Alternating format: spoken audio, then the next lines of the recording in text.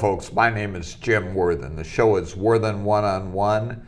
We're here on Channel 17, Cox Cable on the South Coast, Mondays at 2 o'clock, Wednesdays at 5 o'clock, and Fridays at 7 o'clock. But that's just the platform. We go out on Facebook.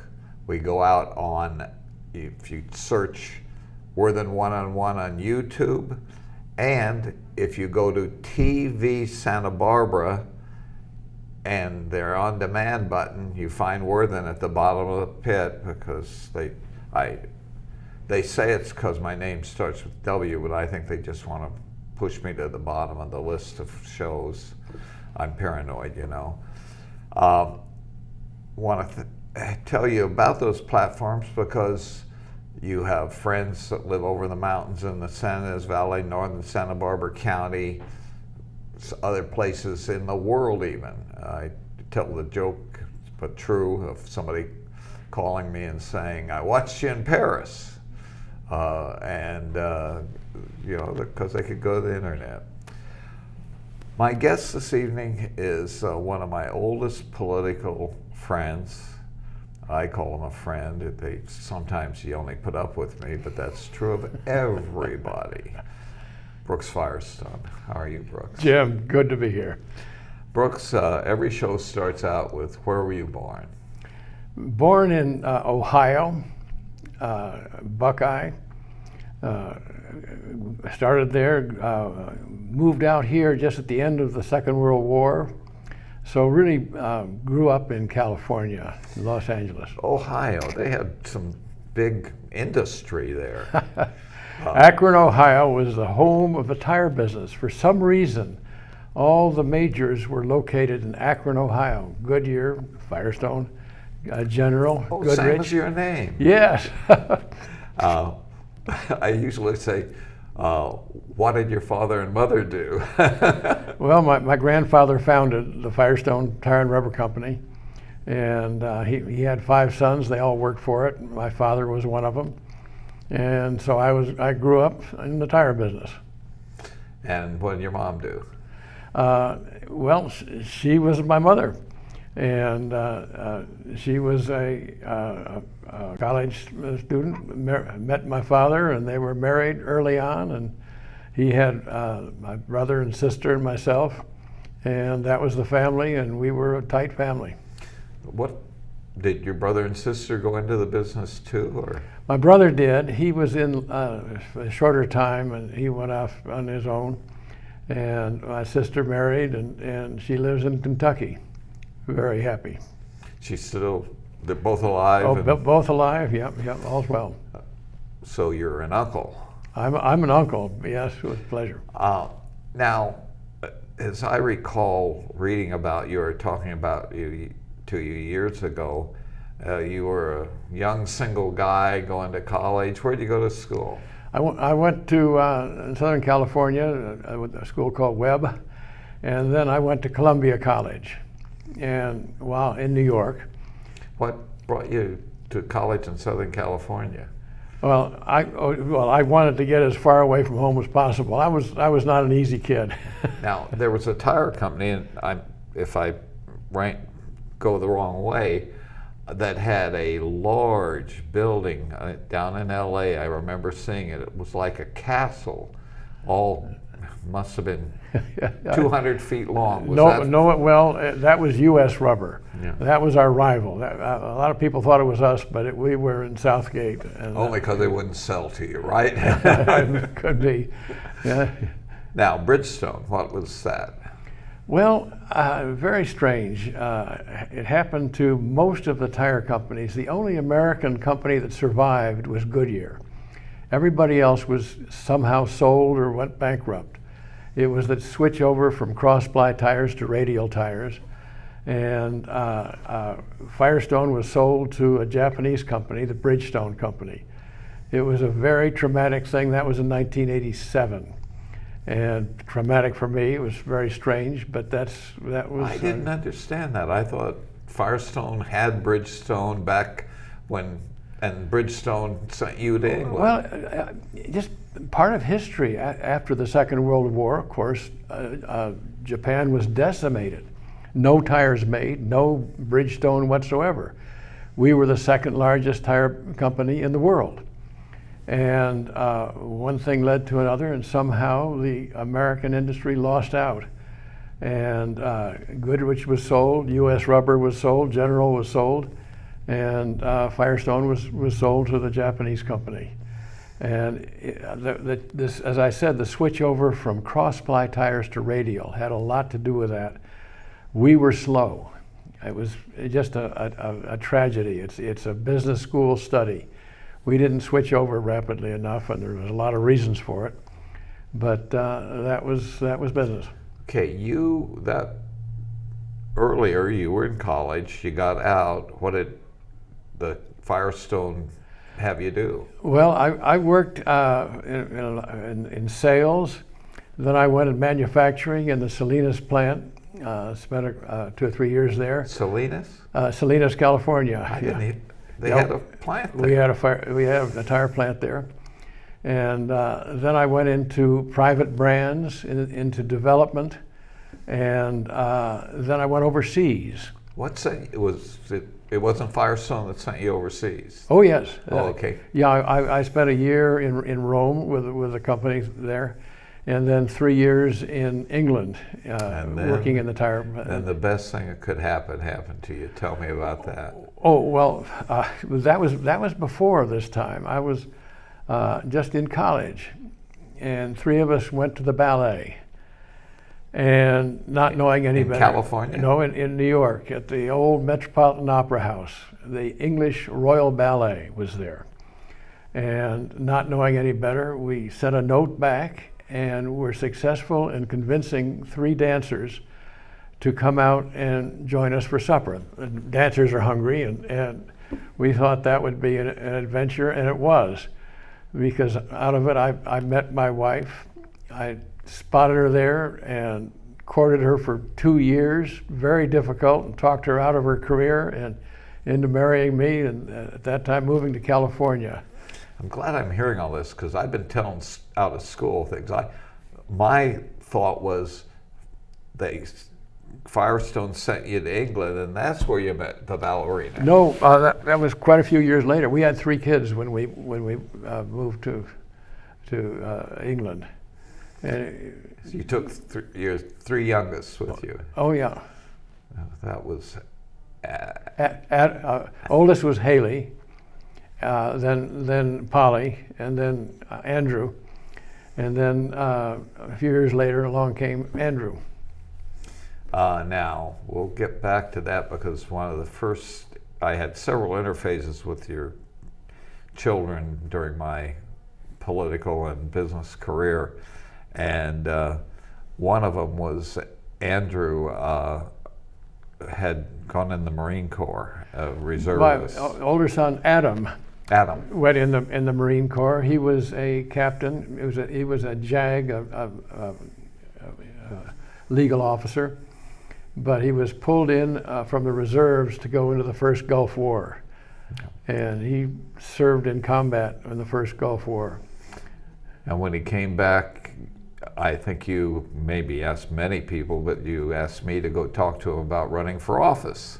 Oh, I'd love to see somebody, one of my kids. I believe in it myself, but they watched my career and they said, we're not doing anything like that. So you were in England with 3 kids for 3 years. Yep. And what were you with Firestone there? With Firestone.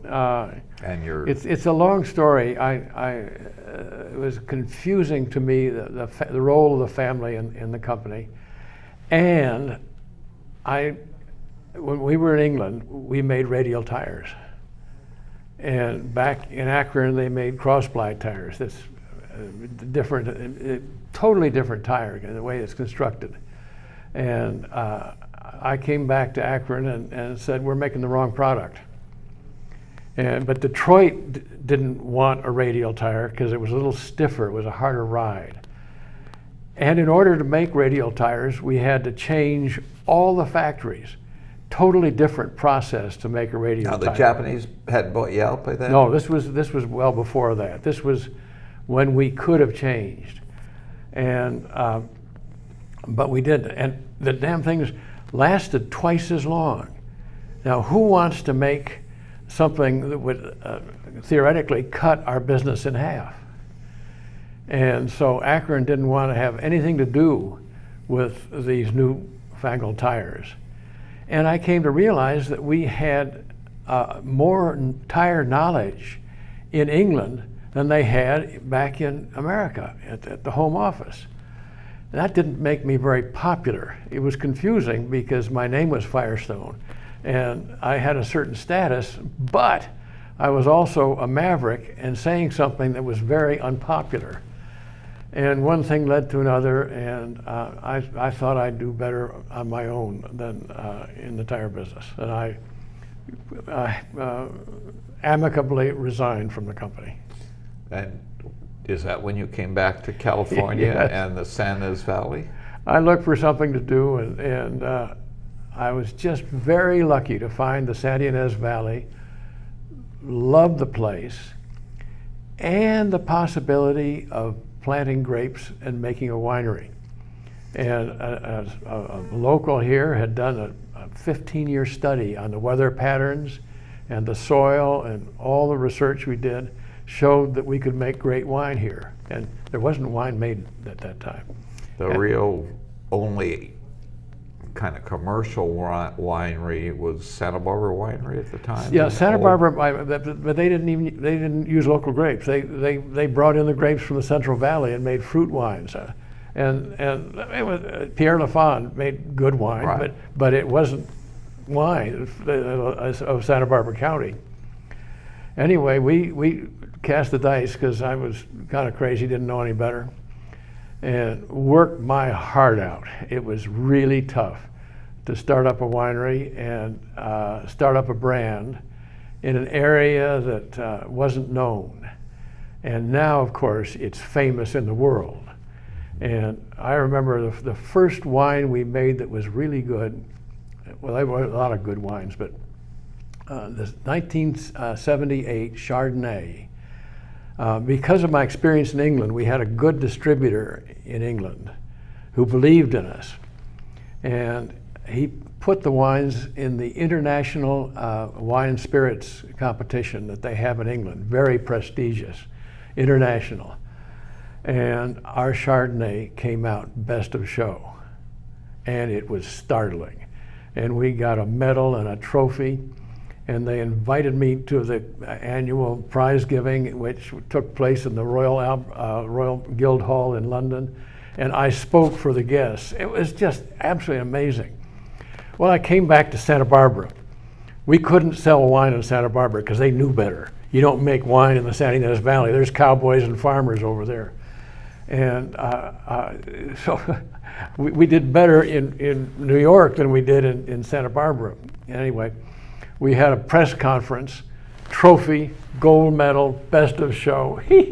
That was part of the beginning. And then along came some other winemakers, made brilliant wines here, and it's been an American success story. Fess Parker followed you, and oh yeah, his wines were, they may be good now, but they weren't very good compared to yours. Oh, we've had our ups and downs in the valley, but some really brilliant winemakers, small wineries. Now there's, I think there's something like 150 wineries in the county, and making really good wine, really world-class wine. Eat some good wines from Lompoc. Yeah. And I'll tell you, I mean, we were partners with a Japanese company, the Suntory company, just because they wanted to get their feet into, and my father knew the head of the Suntory company socially, and so they were third partners with my father and myself in the winery. And we had a 20-year agreement. And at the end of our 20 years, it worked out well for them. They were happy. But I said, you know, it doesn't make sense for a company as big as Suntory, which they're many billion-dollar company, to be a limited partner in a small winery in California. And they agreed. and we bought them out. And it was amicable on both sides. Everybody was happy, and they made money on it, and then we were happy to. And it was a personal accomplishment for me after the tire business was sold to the Bridgestone Japanese company, but we had bought out the Suntory Japanese. It was just a little thing along the way that was good. And anyway, I'm retired now. We have sold the winery. Well, let's talk. I remember the 25th anniversary party for that wasn't for politicians, but you blessed me because I could come with Bob and Norma Lager-Messino, and we were the only people in political office there that Kate would put up with coming to your 25th anniversary party, and I remember that well. How long after that? Well, first, after that, did you buy Carey? Yeah, along the way we bought a second winery called the Carey Winery. It became the Curtis Winery, and we've kept that. It's now run by Andrew Murray, who makes beautiful wine, good friend. So you own Carey? Yes, yes. I got confused. I thought Carey bought out Firestone later, but you... No, it was all different. And as you know, my son and son-in-law went in the beer business and had enormous success in that. They made a beautiful beer. Yeah, well, that was a losing proposition. I remember when it's your son-in-law Walker. Yeah, David Walker. Married to Polly, my daughter. Polly, and your son. And I remember when they started talking about doing it, and that was before small breweries. Craft breweries, yes. Yeah, you mean... Well, they were kind of at the start of it, just as I was in the start of the wine business. They got in at the very start of the trend for craft beers. And they've had a real success in that. Oh, they're now. gigantic. Beautiful, yes. And good beer, too. Yeah, and variety of, from craft beers to... I don't know how many, but I would guess over 10 different beers. Yep. They're always coming up with some new name and some new formula. It's every time when I'm fighting my weight, I go in and to a restaurant, a bar, and say, "Do you have Amstel Light or Coors Light and then, oh no, but." 805, a Firestone 805. It's good for you, Jim. You look so well now. Well, I tell people it isn't that I didn't drink or do other terrible things in my life. It's just I was blessed with great genes, great heredity. And great local beer. Yeah. So, yeah, I can remember when they weren't even out of this county. Yep. Now, they started, about 20 years? Oh, goodness, 15? it's been, I can't, time flies. It was over about 25 years ago. And they've worked like crazy. They really put their hearts into it. First 5 years, it was just local. Yeah. And then all of a sudden, you could get it in San Luis Obispo, and then people would come from LA, and is it nationwide, or? Oh, yeah, very much so. Overseas, too. Wow. Yeah, yes. Another Firestone attack. Yes. And, but I noticed, because I got lost going up to there, I was to meet Supervisor Nelson. We were going to meet halfway. He's from North County. He says, let's meet at Firestone's. So I'm driving along the frontage road. I'd been there, and I'm looking for the sign, Firestone, and it isn't there. And I drove by it, and I go back. I know that's it, and it's Walker, of Firestone Walker, and the Walker is the one you see, your son-in-law. Yeah. Both are equal on the sign. It's just the trees block Firestone more than they do. Look for the Marine Corps flag. That still flies there. So you retired from business. About how long ago would you say you quit doing business? Oh, goodness! I can't believe it. I'm 85 now. It really was about. No, we don't tell you. Okay, it was. I don't. It was 6 or 7 years ago, something like that. But you had, when I first met you, we'll go back to politics. When I first met you, I had been asked to replace, and this has to do with liquor too, the senator from Ventura County, Bob Lagomarsino, and the restaurateur senator from Santa Barbara, Al Weingart, due to forced reapportionment of the one-man, one vote in 1964, were put in the same Senate district. And on the night of the primary, I think his name was Keith Dalton, a very nice and great assistant to Senator Lagomarsino, state senator, got a DUI, drunk driving. And before they could even decide, well, you know, Bob's family's business is alcohol, and Keith resigned. And so they looked for somebody to replace him, and I was blessed to replace him and spend days, you know, everywhere Bob Lagomarsino went, I was in the car. When he was speaking, no cell phones, payphone, checking the offices, checking. And I think it was about that time that I met you. Yep. And you were a supporter of Bob Lagomarsino. I don't know if very much so. I don't know. Had you been politically involved before that campaign? Well, I was in college. I was always had I love history. I love public affairs. Followed it. I remember working for Eisenhower, and when I was at Columbia, Citizens for Eisenhower. And so I kind of had that bent, followed it, but never thought I'd be involved myself, really. It wasn't, you know, in my cards. So, but it was. When you came here, Ron Reagan, the actor, what a joke, he was talked into running for president. Did you get involved in that not president, governor, pardon me. Did you get involved in that campaign? Yes, well, I did. I mean, I've sent a contribution, and I wasn't actively involved. My father was in the kitchen cabinet and of Reagan, believed in him very strongly. And I so didn't know that, in that right? regard. Buddy Wood from Santa Barbara, who owned Signal Oil, was in the kitchen cabinet, and who was a car dealer? Holmes Tuttle. Holmes Tuttle. Good man. And of course Packard, you know, the beginning of the internet.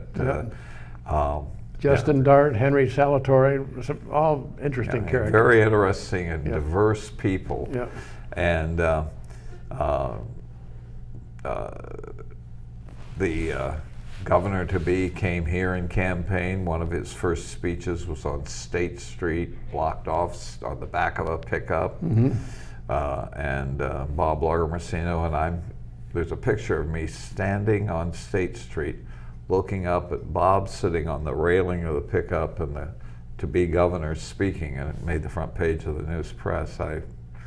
It's one of the greatest honors I had. And so from there, Bob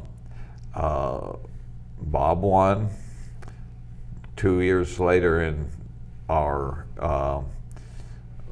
local state races, we talked the mayor of Santa Barbara, Don McGilvery, into running. Did you get involved in that? I wasn't. I was up in the valley and wasn't involved in Santa Barbara and trying to make that winery go. So when you had a function up there that McGilvery went to, that's when you'd see him and get involved. Oh, sure. I'd make my contribution. Yeah, we used to tell Don, now you're going up over the mountains, kick dirt on your shoes. Yeah. You know, and that was a joke because he was a contractor and very physical. But so at that time, the Board of Supervisors and even the district attorney's office had all been really Democrat controlled, but they were what we call blue dog. They were the very conservative Democrats.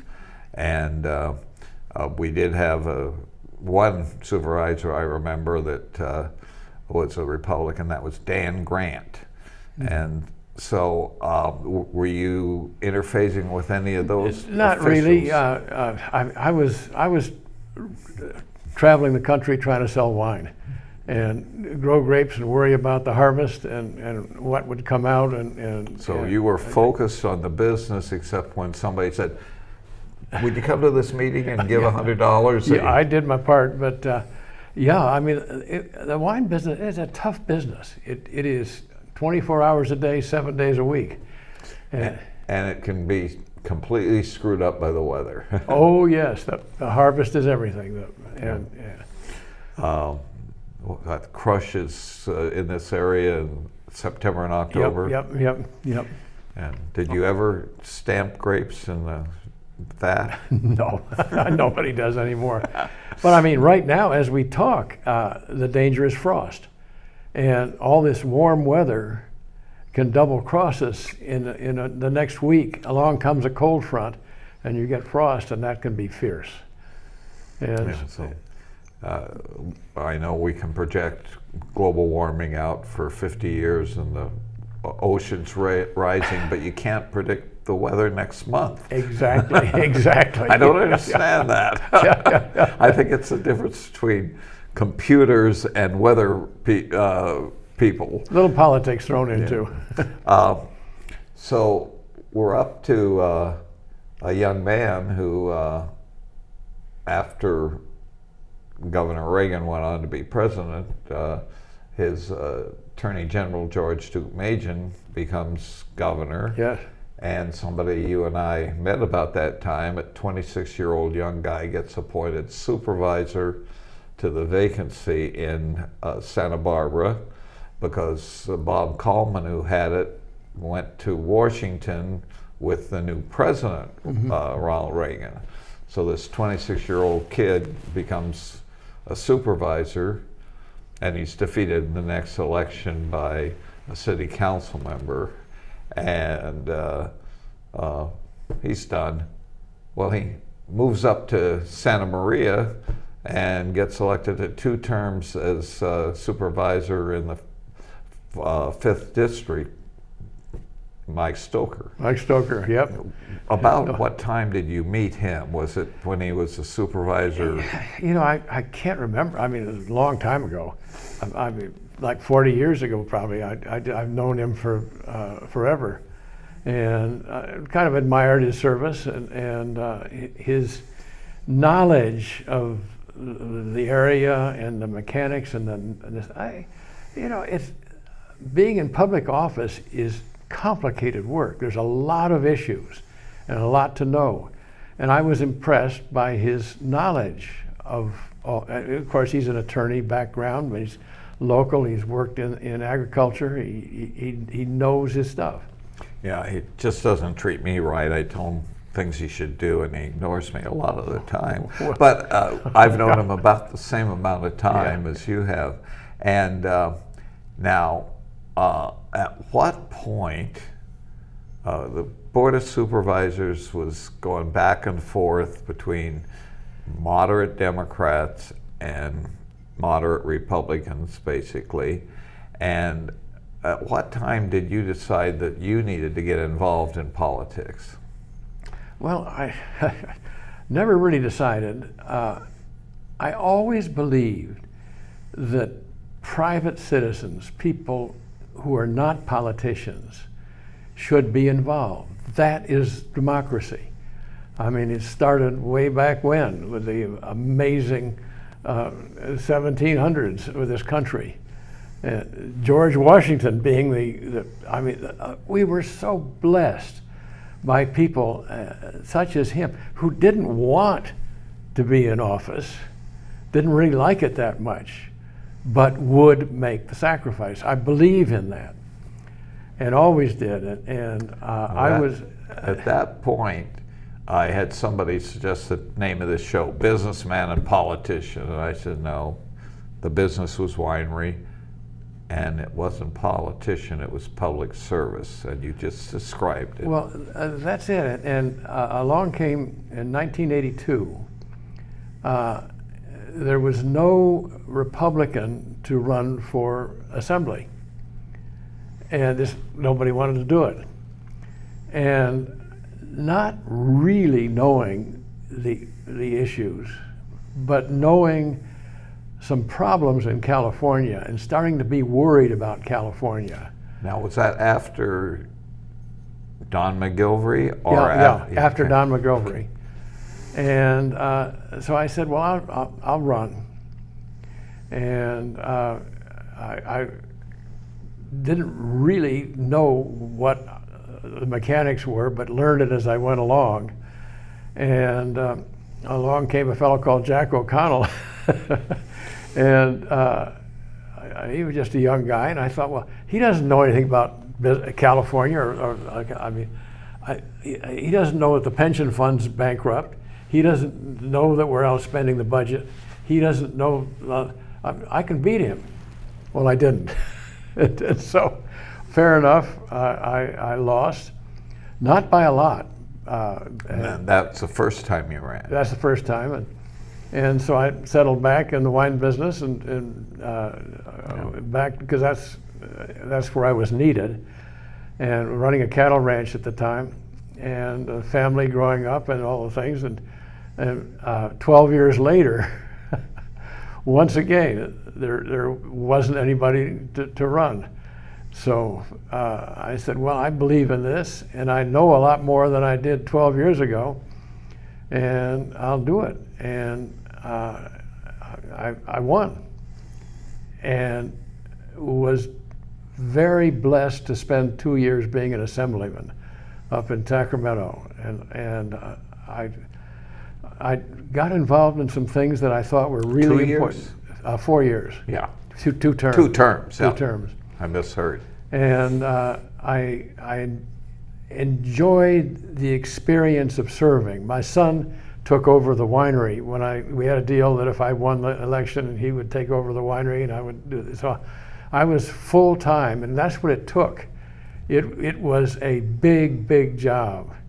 And I became vice chair of higher education, and I served on some committees and got involved in some things that I thought were really important.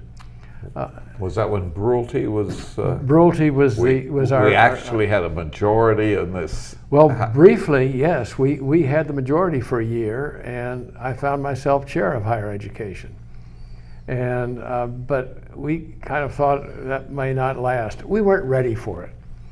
It kind of caught the Republican Party unawares. And apart from anything else, I was one of the ones who was elected that they didn't expect would be elected. And I was part of the majority, and it took us a year to realize that majority, but we did. But Jack O'Connell had moved away from the assembly. He was senator at that time. Yeah, we just lost him about a few months ago. Yes, we did. Yes, we did. Well, one of the last of the really moderate, great Democrat public servants. He was a reasonable. We always got along really well, even though we'd run against each other and we're in opposite parties. We worked together on a number of things, and certainly in local issues. When they had some floods down here, and actually I knew more about floods than he did, and I could see it happening. And I called, I said, Jack, we got to get on the ball. And we were there together in 2 seconds. When I interviewed Jack one time, and on several occasions, I would tease him about he really isn't a Democrat, and he says, but my mother works at the Reagan Museum as a Dulcet. Yeah. And so it was a good. And honestly, I can't believe the animosity that's going on in Washington as we speak. I don't understand. When I was, we fought each other on issues. We debated. and we tried to be more clever, and we tried to think we were right, and all that goes with it. And but in the last analysis, we kind of worked together.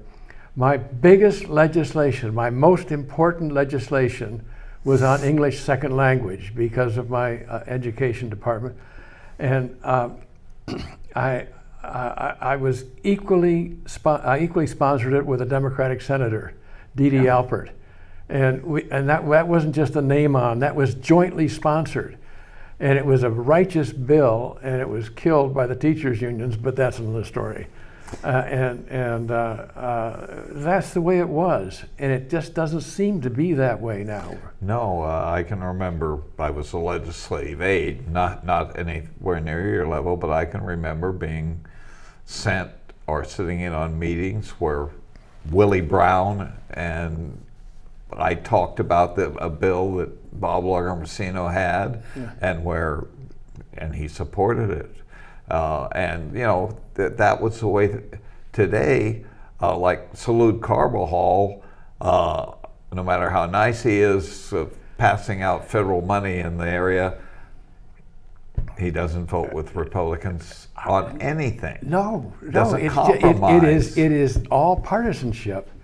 And Willie Brown was a real leader. He was an interesting man. Yeah. He was brilliant.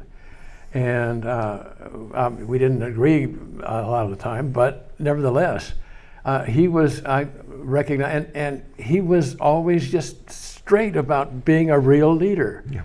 And when he went on to where is he now? We need him. Well, I didn't say that. He speaks out every once in a while, but he went on to go back to be mayor of San Francisco. Yeah. And his claim to fame is he really got Kamala Harris started in both of her careers, climbing the man ladder and climbing the political ladder. Well, so I can get nasty. Nobody's perfect. Nobody's perfect. Goodness sakes alive. No, there was one guy, and in a couple of weeks we'll celebrate his resurrection from the dead because they killed him.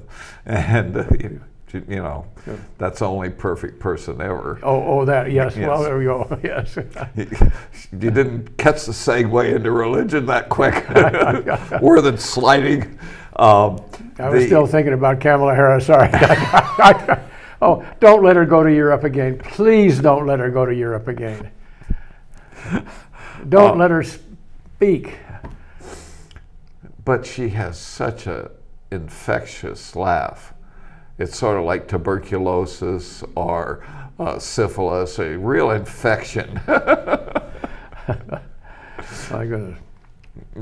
I do terrible things, don't I? You know, you can say, Jim, don't do that. Well, so you served 2 terms in the state assembly. Yes. Now you lived in the San Ynez Valley. Where do I get in my mind that you became a county supervisor? Well, just briefly, I was running for lieutenant governor, and long story there, and Walter Capps died. And everybody looked at my record that I had won in the South, which was a Democratic district, and the North was the other half of the congressional district was Republican. They said, well, hey, Firestone can get elected. So I had tremendous pressure to drop my lieutenant governor campaign and run for Congress. For Congress. And some of my good friends that I knew from the assembly and Newt Gingrich and Amory but the real heavyweight was President Ford, and he was the honorary chair of my lieutenant governor campaign. And he phoned, I'll never forget, one Sunday morning, he got me on the phone, and I was with my wife, Kate, and the president said, Brooks, you have a duty and a responsibility to run for Congress.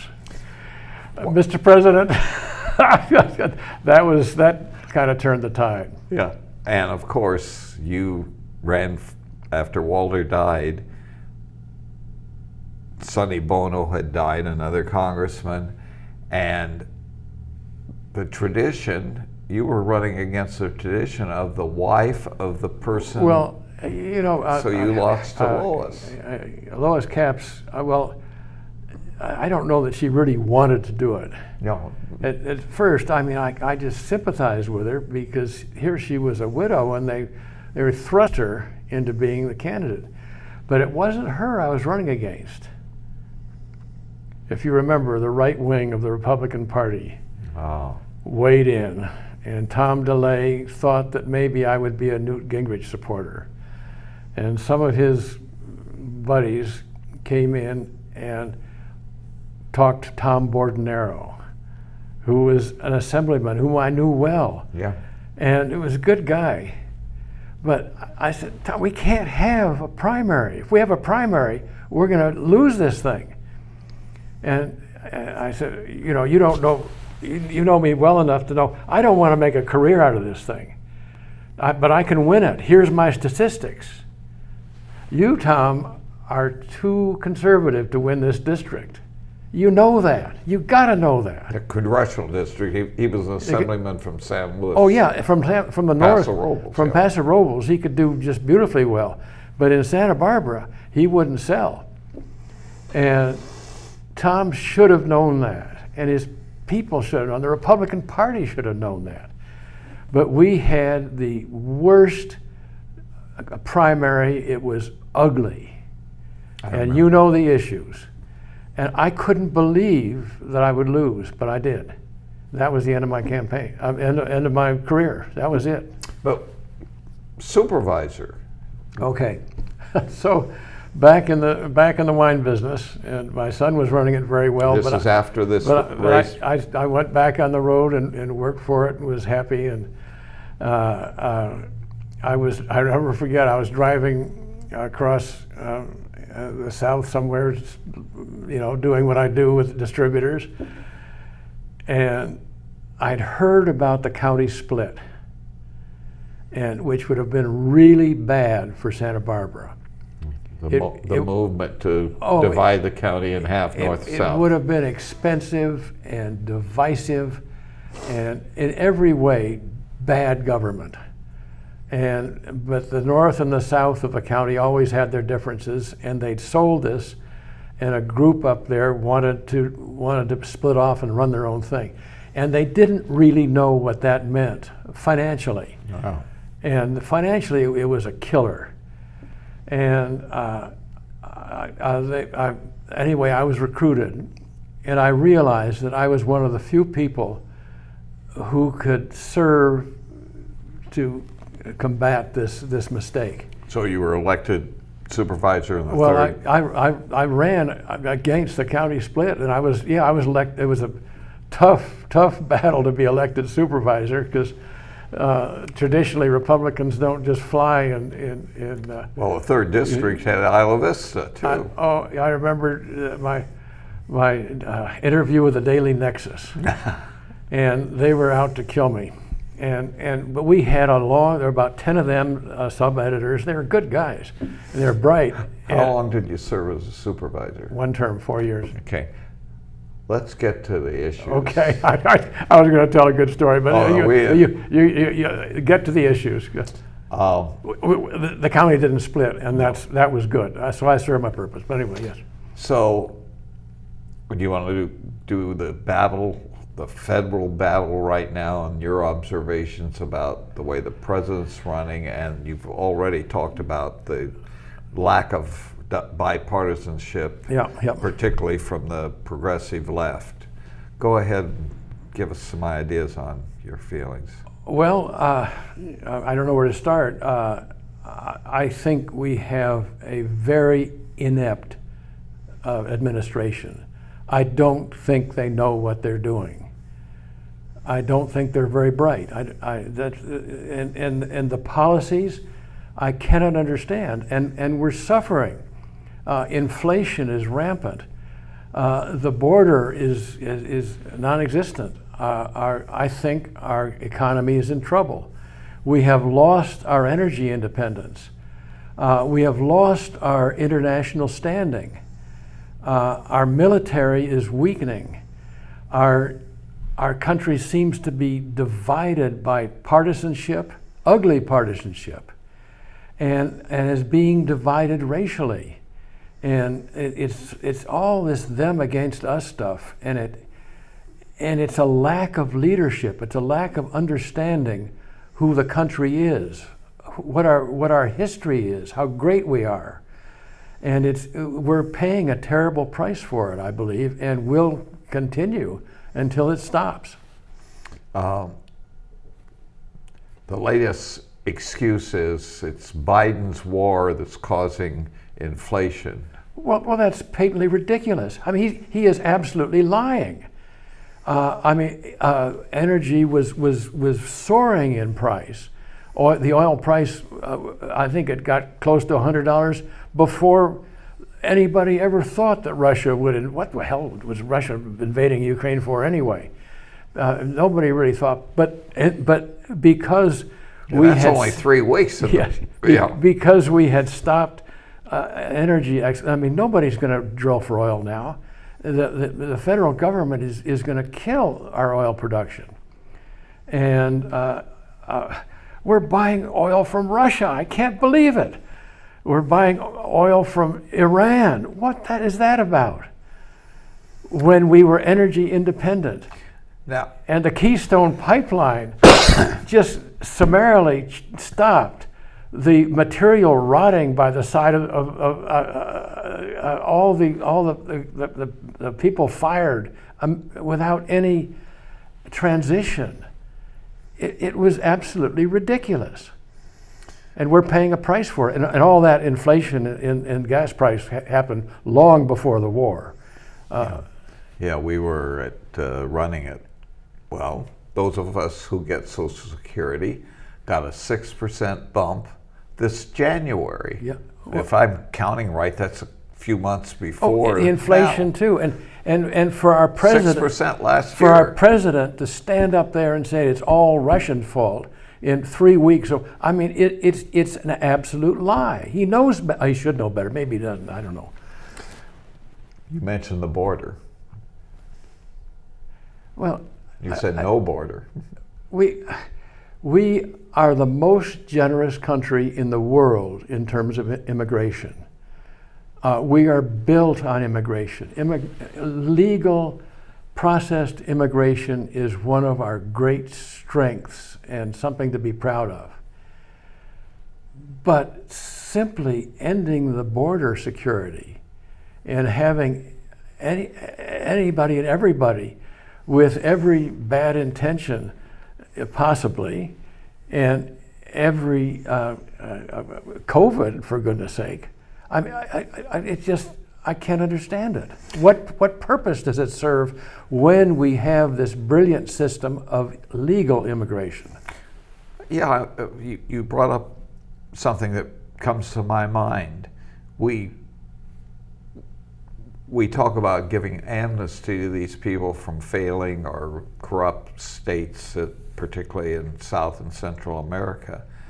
But I remember that amnesty was for the Hungarian freedom fighters, for the people from Vietnam and Laos who were, refugees from war, and that's not the same amnesty. It's not the same gift. I cannot understand our policy now. It is simply no policy, and to have the vice president, who has never been to the border, has no understanding of it, and goes down to those Central American countries without any understanding of them either. Oh. I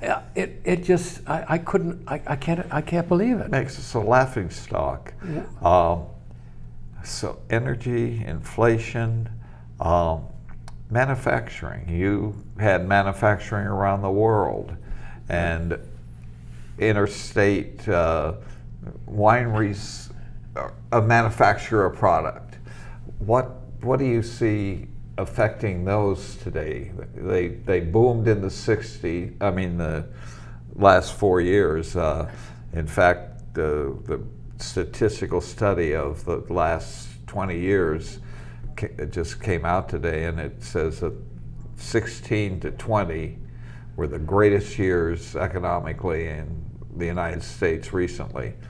I don't know what the correlation is, but what do you think we need to get back to that?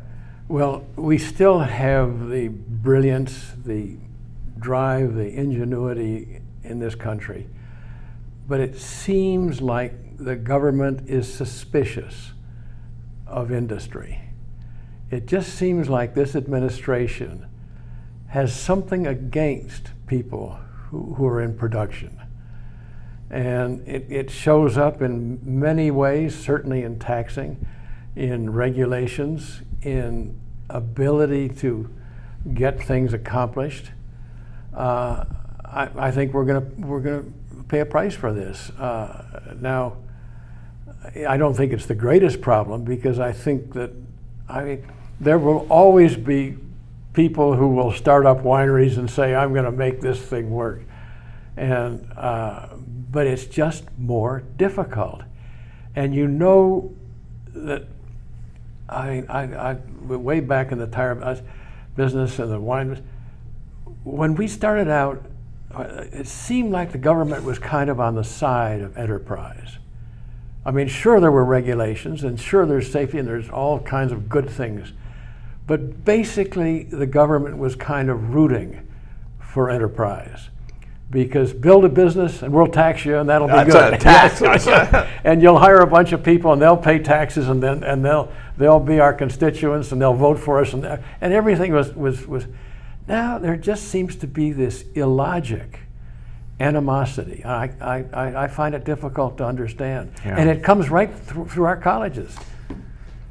You brought to memory a visual memory of you and I sitting upstairs in your new winery with the wine tasting room downstairs, and you were about to run for the assembly, and you said, you know, the three most terrifying words, and you didn't say them. You said, when I or any businessman sitting here and looks out there and sees a white car parked and a guy in a suit and with a clipboard, we're in trouble. Do you remember that? Yeah. It's if he's from the government, they help us, we're in trouble. Yeah. The different,